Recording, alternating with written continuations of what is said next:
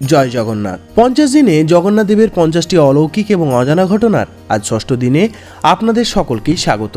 আগের ভিডিওতে আমরা জেনেছি বলভদ্রের রথ সম্পর্কে। আজ আমরা সুভদ্রা দেবীর রথের বর্ণনা দেব। সুভদ্রা দেবীর এই রথে রয়েছে 12টি চাকা। রথের উচ্চতা 42 ফুট 3 ইঞ্চি। মোট 593টি কাঠের টুকরো ব্যবহার করা হয় এই রথ তৈরিতে। রথের দৈর্ঘ্য 31 ফুট 6 ইঞ্চি, প্রস্থ 31 ফুট 6 ইঞ্চি। প্রতিটি রথের জন্যই রয়েছেন একজন করে অভিভাবক। দেবী সুভদ্রার রথের অভিভাবক হলেন মা দুর্গা। দেবী সুভদ্রার রথের যে কাপড় ব্যবহার করা হয় তার রং লাল ও কালো। পতাকারও রয়েছে নাম। সুভদ্রা দেবীর রথ দেবদলনের পতাকার নাম নাদাম্বিকা। প্রতিটি রথেই রয়েছে 4টি করে ঘোড়া।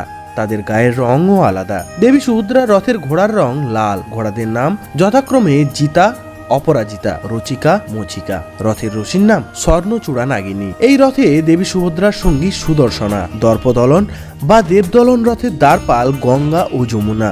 প্রতিটি রথে রয়েছেন পার্শ্বদেব দেবী। প্রভু জগন্নাথ দেবের বোন সুভদ্রার রথের এই দেবদেবীরা হলেন চণ্ডী, চামুন্ডা, বনদুর্গা, শুলি দুর্গা, মঙ্গলা, বিমলা, শ্যামা কালী, উগ্রতারা এবং বারাহী। এই রথের সারথি স্বয়ং অর্জুন।